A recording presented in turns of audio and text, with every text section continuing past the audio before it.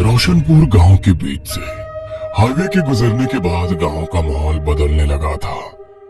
Highway के आसपास की जमीन के दाम आसमान छूने लगे थे और बड़े बड़े सेठ उस जमीन को खरीदकर वहां रेस्टोरेंट, होटल और शॉपिंग कॉम्प्लेक्स बनाना चाह रहे थे। एक दिन, ये इतनी बड़ी जमीन ऐसे ही खाली पड़ी हुई है, मुखिया जी किसकी है ये जमीन? हमारी बात करवाइए मालिक से, हम इस जमीन पर शॉपिंग कॉम्प्लेक्स बनाएंगे। जाने दीजिए सर, ये जमीन किसी काम की नहीं है, शापित है ये। फिर तो और भी अच्छी बात है ना, जो जमीन गांव के किसी काम की नहीं वो हमारे काम आ जाएगी। मुखिया के मना करने के बाद भी सेठ उसकी बात नहीं मानता और सरकारी दफ्तर से एनओसी लेने के बाद वहां पर कंस्ट्रक्शन का काम शुरू करवा देता है। बिल्डिंग के बनने का लगभग 50% काम हो चुका था। साइट पर काफी सारे मजदूर काम करते थे, लेकिन जैसे ही रात हो जाती सब अपने अपने घर को लौट जाते और साइट पर बस चौकीदार राम सिंह ही बचता। रात के तकरीबन 9:30 बजे का समय था। खाना खाने के बाद राम सिंह बिल्डिंग के बाहर बैठा हुआ बीड़ी पी रहा था कि अचानक उसे महसूस हुआ कि जैसे किसी ने फूंक मारकर उसकी बीड़ी को बुझा दिया हो। राम सिंह ने चौंक कर इधर उधर देखा, लेकिन वहां पर उसे कोई भी नजर नहीं आया। राम सिंह ने अपना वहम समझकर बात को टाल दिया और एक बार फिर से बीड़ी सुलगाने लगा। इस बार बीड़ी सुलग चुकी थी और राम सिंह कुर्सी पर बैठकर बीड़ी के कश लेने लगा था। एक बार फिर से उसे महसूस हुआ जैसे किसी ने बीड़ी उसके मुंह से छीनकर दूर फेंक दी है। इस बार राम सिंह थोड़ा घबरा गया था। उसने पसीना पोंछते हुए अपने आसपास देखा। इस बार भी उसे कोई नजर नहीं आया। राम सिंह ने अपनी सीटी निकाली और उसे बजाते हुए जमीन पर डंडा पटक कर यहाँ से वहां टहलने लगा। अचानक ही उसे ऐसा लगा जैसे कोई बिल्डिंग के अंदर टहल रहा हो। सीटी बजाकर और डंडा पटकते हुए राम सिंह बिल्डिंग के अंदर जाने लगा। पूरी बिल्डिंग में अंधेरा था। उसे अंधेरे में बार बार एक परछाई यहाँ से वहां दौड़ते हुए नजर आ रही थी। राम सिंह पूरी तरह से पसीने से भीग गया था। उसे इतना तो आभास हो ही चुका था कि ये कोई इंसान नहीं, पारलौकिक शक्ति है। अचानक से राम सिंह को अपने पूरे शरीर पर कुछ जकड़ सी महसूस होने लगी। ऐसा लग रहा था जैसे कोई अदृश्य रस्सी उसके शरीर को कसती जा रही हो। राम सिंह अपनी जकड़ से हिल भी नहीं पा रहा था। उसका आधा शरीर सुन्न हो गया था। एकाएक राम सिंह को अपने चेहरे के पास एक भयानक दुर्गंध और किसी की गर्म सांसों का एहसास होने लगा। ऐसा लगता था जैसे कुछ बहुत भयानक उसके आसपास है।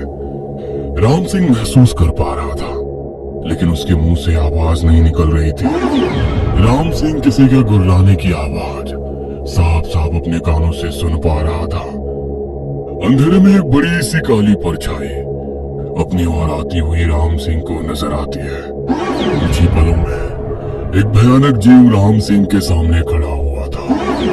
दहशत से राम सिंह की आंखें खुली की खुली रह गई थी। उस जीव के शरीर से कुछ जटाएं लटकी हुई थी, बिल्कुल वैसी जैसे किसी पौधे में होती है।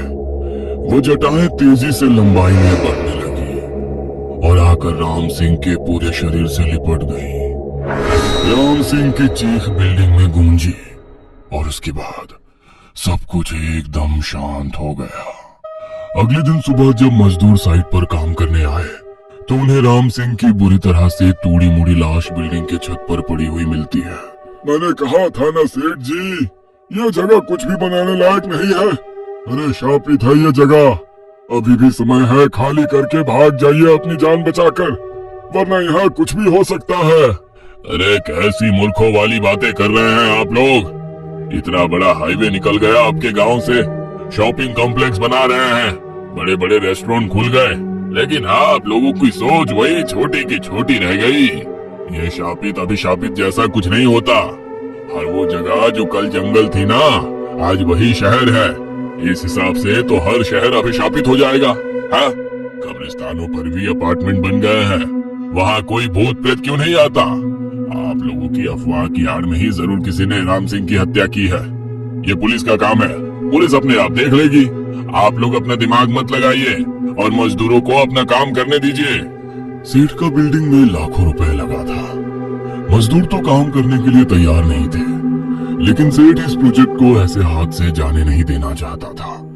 इसलिए सबका विश्वास जीतने के लिए उस रात वो अपने छोटे भाई के साथ साइट पर रुकने के लिए तैयार हो जाता है। दोनों सेठ आज रात को साइट पर अकेले थे। रात के 12 बज गए थे और अभी तक सब कुछ बिल्कुल सामान्य था। अचानक ही सेठ को बिल्डिंग के अंदर से वाटर लिली की तेज स्मेल आने लगती है। ये अचानक से वाटर लिली की स्मेल कहाँ से आ रही है? वाटर लिली तो सिर्फ पानी में होता है और यहाँ तो आसपास में कहीं दूर दूर तक पानी नहीं है। मैं जरा बिल्डिंग के अंदर देख कर आता हूँ। सेठ टॉर्च लेकर बिल्डिंग के अंदर जाता है। तभी उसके छोटे भाई को बिल्डिंग के पीछे एक परछाई दौड़ती हुई नजर आती है। सेठ का छोटा भाई दबे पांव बिल्डिंग के पीछे की ओर जाने लगता है। वहां जाकर वो देखता है कि मुखिया तंत्र मंत्र का सामान और कुछ खाने की चीजें बिल्डिंग के पीछे की ओर रखकर कुछ मंत्र पढ़ रहा है। ओह, तो तू है इन सब के पीछे? तूने ही राम सिंह को मारा है ना? सच सच बता, क्या कर रहा था यहाँ पर? अरे सर, आप गलत समझ रहे हैं। मैं यहाँ तंत्र मंत्र करने नहीं, बल्कि आप लोगों को होने वाली अनहोनी से बचाने का प्रयास कर रहा था। वो वापस आ गया है, अब वो किसी को नहीं छोड़ेगा। दूसरी ओर सेठ को बिल्डिंग के अंदर जल कुंभी और काफी सारा पानी पड़ा हुआ नजर आता है। ये पौधा यहाँ कैसे आ गया? ये तो पानी में होने वाला पौधा है। अचानक से इतना सारा पानी। भी ये भूल भुलैया और भी गहराएगी। जानने के लिए कहानी का अगला भाग जरूर देखें।